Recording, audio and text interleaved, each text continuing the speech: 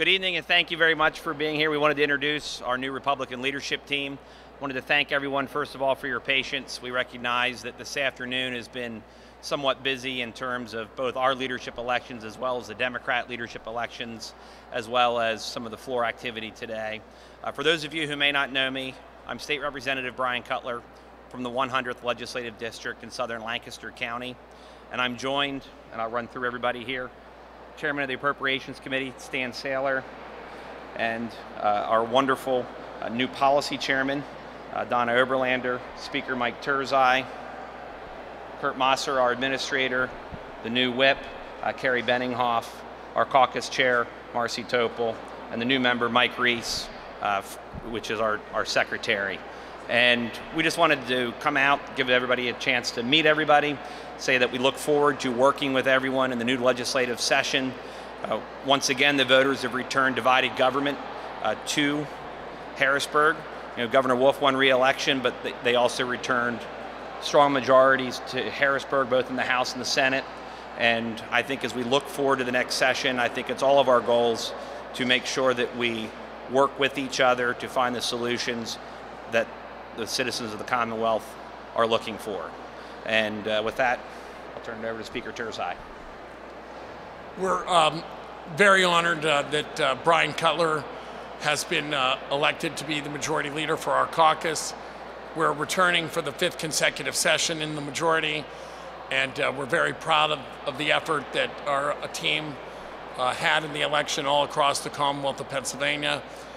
And as you know, given the top of the ticket, which we lost in the gubernatorial race and the United States Senate race, the citizens of Pennsylvania had to come back and vote for our members, and they did so across the Commonwealth of Pennsylvania, such that we now have a 110-member majority, and we're very positive about moving forward with this outstanding leadership team. With that, I'll turn it back over to the leader, and as a group, we'll take some questions. But we are here basically just to introduce our leadership team. We're very proud of our efforts. We're proud to be back in the majority for the 5th consecutive session.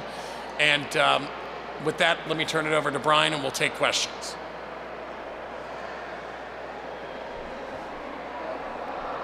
Do you have any major policy issues the caucus is going to look at in the coming year?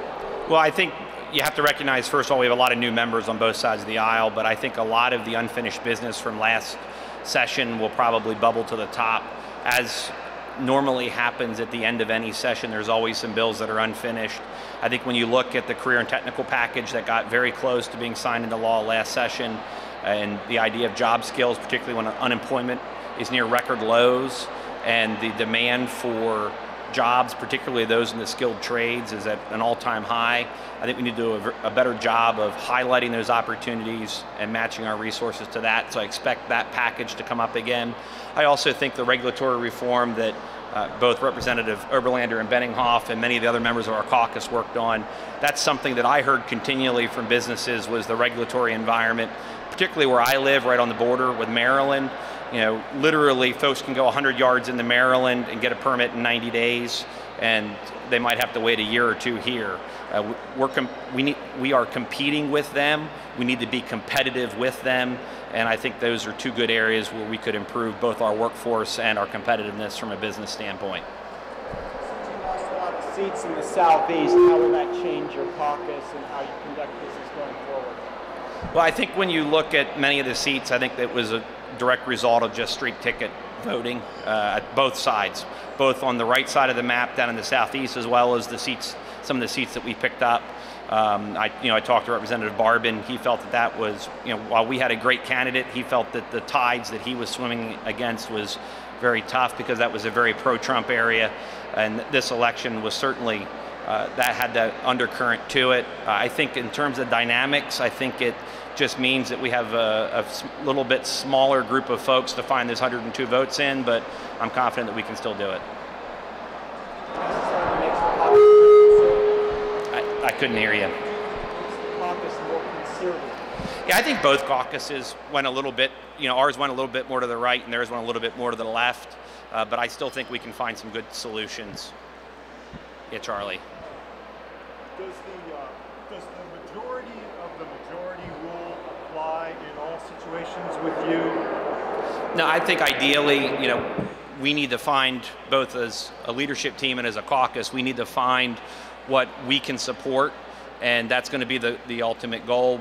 But at the end of the day, we do have to govern, and we need to look forward to that. And I think it's important that we govern from a Republican standpoint. So I think that's very important to have a majority of the caucus. And I also wanted to ask you, do you feel like, in this last session, last 4 years, we've seen a couple examples of times where Majority Leader Reid negotiated packages with the Senate and the governor, came back to the caucus, and it kind of fell apart. And I think that was sometimes because there was some disagreement between the Speaker and the Majority Leader. Do you feel like you are more philosophically aligned with Speaker Turzai than Dave Reid was? We had an outstanding leadership team last session. We have an outstanding leadership team this session. It's a diverse state. We're a diverse caucus. We need to bring all of us together as a consensus. We did that over the last 2 sessions. Keep in mind, there's public pension reform because our caucus advocated for that and was persistent with that. Myself, Leader Reid, and all the leaders were in favor of that. Today we have wine and beer being sold in grocery stores. Why? Because the House Republican caucus stood behind it, that myself, Leader Reid, and every one of the leadership team. In addition, we made sure that we governed really from a fiscal stewardship perspective, record high investments in public education. Myself, Leader Reid, all the leadership members were for that. And we did it without increasing broad-based taxes. We never increased sales taxes or personal income taxes. Why? Because myself, Leader Reid, and this leadership team stood strong in that regard. We are very proud of our record of accomplishment.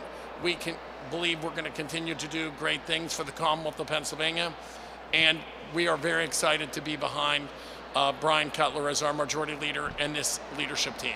Thank you. Let me hear you address that, though. Do you feel like you're more philosophically in tune with Speaker Turzai than Dave Reid was? Look, Charlie, I'm only going to talk about me personally. I'm more focused on finding solutions. I think if you look back over my legislative history, you'll find a long set of examples in terms of working with Democrats and finding bills that by and large pass unanimously. And I think if we focus on where we agree, we can find those solutions that the taxpayers expect. I think they expect us to work together, and I'd prefer to focus less on philosophies and our differences and more where we can work together. Do you have any idea what you're getting into? Yes. With regard to and I still ran. With regard to the seats in the Southeast, do you think they're gone for good? And if not, how can Republicans win them back? Absolutely not. I think that there continues to be opportunity down there. We had a pickup down there this cycle, as well as 2 pickups out west. Furthermore, when you look at our majority at 121, there were about 22 of those seats that were in districts that had Democratic majorities. Likewise, the Democrats held, I believe, 4 seats that had Republican majorities. We picked up 2 of them this time. So I think the opportunity for pickups continues far into the future. And while that's the political side of the equation, I'm also a firm believer that good policy continues to make good politics, and with good candidates, we can win the seats. And so what would that be? What sort of policy wins do you envision that would further your ability to win back Southeastern seats? I think the Speaker alluded to some of the successes, both in terms of pension reform, liquor privatization. I think you can also look at job development, workforce development, education funding. I mean, we've got the expansion of the EITC programs. We've got a long list of successes, even under a Democratic governor, and I think that that will continue, and those successes will then parlay themselves into political opportunity. Yes? Do you plan to pursue, legislation that the governor has vetoed in the past, like a 20-week abortion ban? Do you think that that might come up again next session? You might pursue that once again? That's something we'll discuss as a leadership team, and then as a caucus. That's going to be my kind of approach. All right, thank you everybody for coming. Certainly appreciate everyone's